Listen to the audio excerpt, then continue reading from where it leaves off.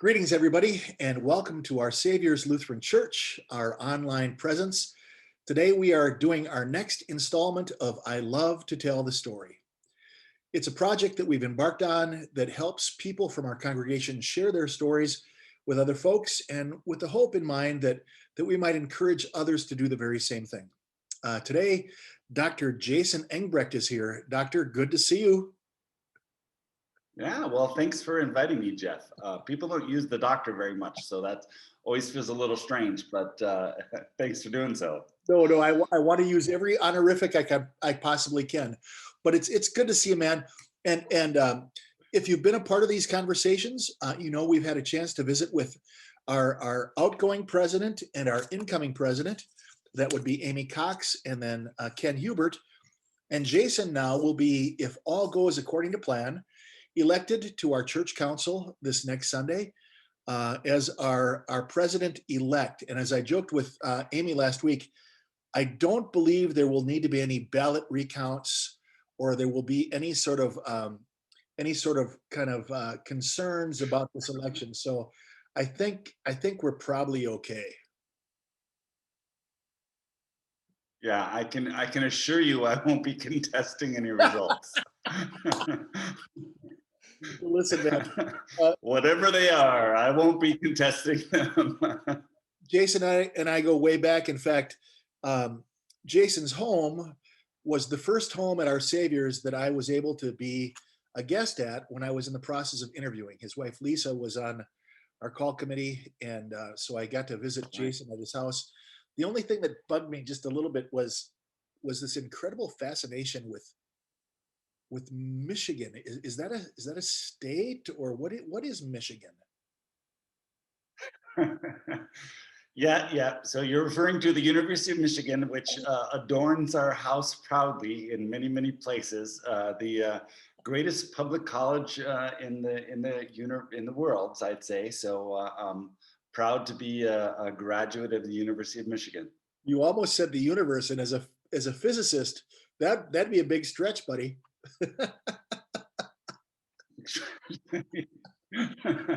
There's a lot out there. That's true. That would be so. Listen, that would be a lot. The idea is to have a conversation, and I'm excited about this. Jason has become a good friend, and so what we're trying to do is help people tell their story. So how about it? Would you tell about your life a little bit, your family, your work, the stuff that really matters to you in your life? Sure. Briefly, I'm a North Dakota kid. Yep. Grew up in North Dakota.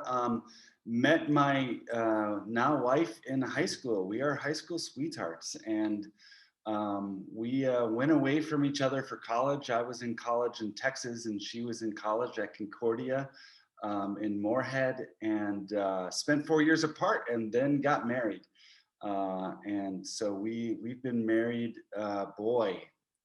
26 years now, I think is the official number. So, Yep. So married a long time to my high school sweetheart. We have two amazing kids. One's now in college at St. Olaf as a first-year student, doing well.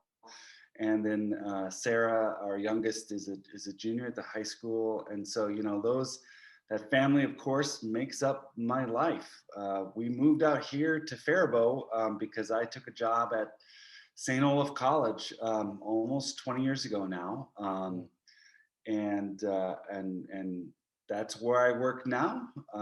As I just started a new role as an associate dean of the natural sciences and mathematics, which puts me in charge of all the science and math at St. Olaf, and so I'm trying to learn a new job in the midst of a pandemic while spending a lot of time at home with my family, whether they like it or not. And that's kind of my life. Just a couple other things that are really important to me. I being a part of Our Savior's, singing in church with our group has been just a big deal to me. Coaching the high school robotics team at Faribault High School has been another big deal to me. So, outside of my family and work, those are just a couple of the things that keep me engaged in the world around me. So recently, you served on the school board here in Faribault, and you stepped off of that board, and I was actually quite delighted because within, I think, a couple of weeks of your decision, I called you and asked you to be on the church council, and you said yes, man, which was a big day for me. Uh, Yeah, I noticed that you did not wait long to find another role for me. Yeah, I think it's. I just finished up on the Faribault School Board. I served for 12 years in that role, and it was just an amazing experience. But it felt like time to try some other things. And I guess church council is the other thing I'm going to try, whether I want to or not. No, I'm very excited, of course, to be doing so, and I appreciated very much being asked, and I think it'll be a great next step for me. one of the things that I've appreciated about our conversations, um, you're a man of science, but also a man of faith. And for a lot of folks, people see what a crevasse, a separation, something that prevents people from who do science and do religion to be together. But I've loved having our conversations, and so tell me a little bit about your faith life, about your relationship with God, and how God has been present with you even during all of this discovery process that you've done through the sciences. Yeah, yeah.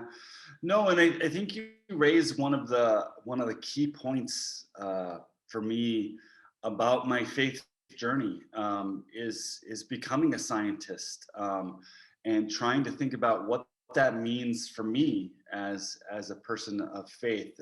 I grew up in the Catholic Church, and I continued on. I was one of those students who continued to go to church while I was in college. So I didn't have a long time away from the church for me, as I was, growing into an adult and understanding my relationship with God and my faith better. But there's no question that for me, being a scientist, being a physicist in particular, um, brought a lot of questions to my mind about how I was going to relate to church, was going to relate to my faith. Um, and it, there were a lot of years of thinking hard about that and struggling with that. I'm fortunate to work at some place at St. Olaf where I'm not particularly unique in being a person of faith and a scientist. We have people from all sorts of faith backgrounds at St. Olaf, and the nature of our institution is that we ask these questions a lot. Um, but it was not always easy, and I don't think I want to pretend that it was always easy. A lot of people's understanding of faith just wouldn't work for me. A lot of people who sort of don't question the world around them, and don't ask too many deep thoughts about how the world works. This doesn't work for me as a scientist, and for some, that this is where their faith is, and that is okay. That's not a judgment on my part, but it was not a path that was going to work for me as a scientist. It's my very job to question everything and to teach others to question things. Our job as teachers of science is to ask our students to ask tough questions. And so I had to do that in my faith life as well. I had to ask the tough questions. I had to ask what our understanding was and work through that. And that was not always easy. But I also came to be very comfortable with it. I came to a lot of comfort with the idea of faith, that there are parts of my life that I'm never going to understand in the same way that I try to understand my scientific facts. My faith in God is only one of those. My faith in the love of my family is another, right? I don't sit around and analyze that in some deep and penetrating way the way I do. I take it on faith that I love and care for my family, and they love and care for me, and my relationship with God is very much the same. And this is why, particularly, it's always been so meaningful to me that Jesus is the Son of God, and why that story is so important to me.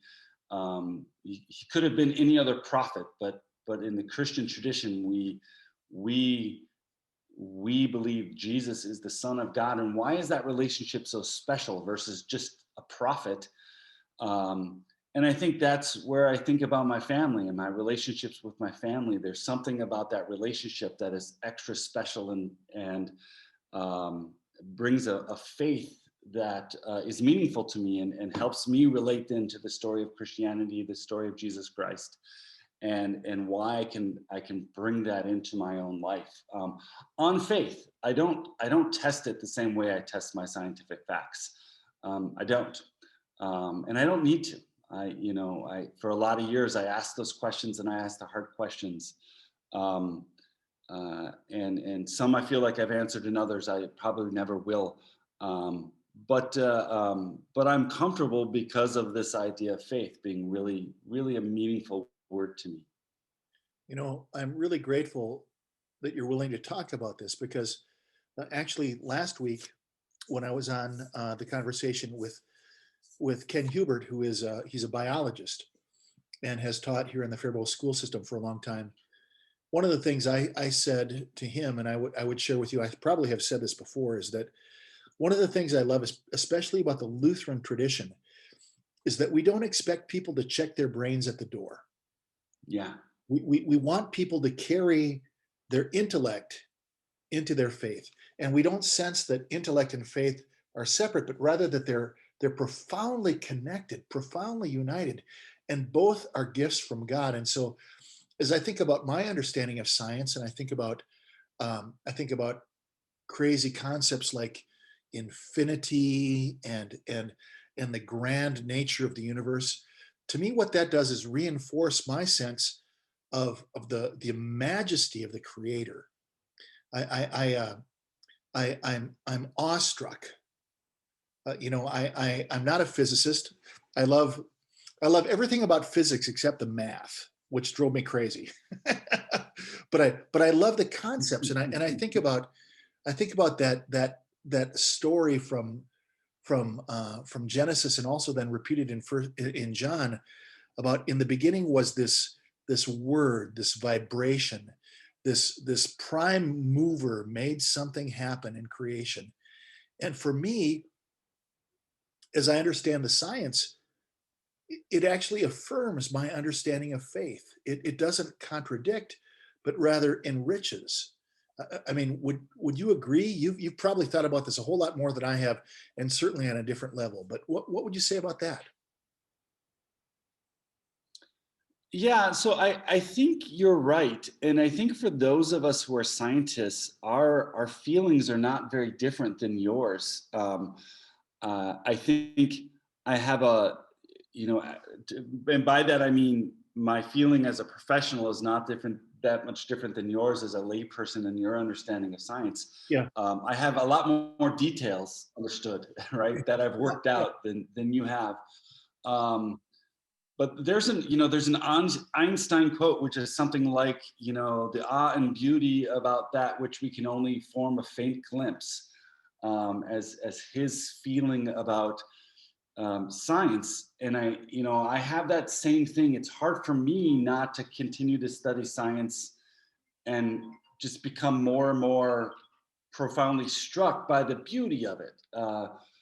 Which for me adds to the beauty of creation and my delight in my faith. It doesn't question my faith. Others go a different route. I'm not alone in my belief as a scientist in that way. There are many like me who are both scientists and people of faith. Others go a different direction, and as they begin to understand more, they question more and more their faith, because it doesn't seem to follow the same narrative. But for me, I followed a path much like you're describing, whereas I began to understand more, it only became more beautiful to me. That's why I did it as a profession. And that just cemented the beauty of creation to me more than it ever questioned it. Yeah. And so it is for me. For others, it feels like there's this chasm. But as I've grown older, I think I felt that chasm younger. But now, as I'm growing older, it begins to feel very natural to be both a scientist and a person of faith. Yeah. Yeah. As time goes on, it almost feels like, well, what else could you be? How could you not see the beauty of this creation and spend your time delighting in it? I mean, it's what I do because I'm passionate about it. Yeah. How could I not feel like this for me is evidence of something divine that I can believe in? And Christianity is the faith tradition that I choose to then to follow. So that's the path I took as I ventured into my faith. I'm grateful that you have the willingness and the courage to share that story. So as we think about bringing this conversation to a conclusion, um, I think there are a couple of polarities. There is on one pole despair, and on the other pole hope. And I think they pull against each other. Despair and hope. And I believe that one of the missions, perhaps the primary mission of the Christian Church, is to challenge those who are fomenting the message of despair, and rather encourage those who are lifting up the message of hope. And so as I look forward to the future, I'm a hopeful person. But I'd like to ask you. I mean, you're a learned dude. You've been around. You paid your dues in the real world of elected politics in the school board. You've worked in the university forever. You've been a dad and a husband. As you look to the future, taking all of what makes you who you are, what is it that gives you hope as you look to the future? What gives you a sense of God's grace, God's presence rather, and what do you think might be calling us into the future as a church? Yeah, two things off the top of my head. So one of the things is I am so blessed to have so many relationships with people who inspire me. That's my family. That's coworkers. I'm coworkers that I met in the Faribault School District. Coworkers that I meet at St. Olaf. As you and most people at Our Saviors can attest, I married way out of my league, and I have this tremendous partnership with my beautiful wife, and so those folks and seeing them work so hard and care so passionately for always trying to do the right thing and do things better. It's hard for me to know those folks and not come away hopeful that there's a lot of opportunity for us to always be better. Um, and and then it's no coincidence that I choose to work with young people. I surround myself with 20-year-olds at St. Olaf, and then I add to that some more 16 and 17-year-olds working with a high school robotics team.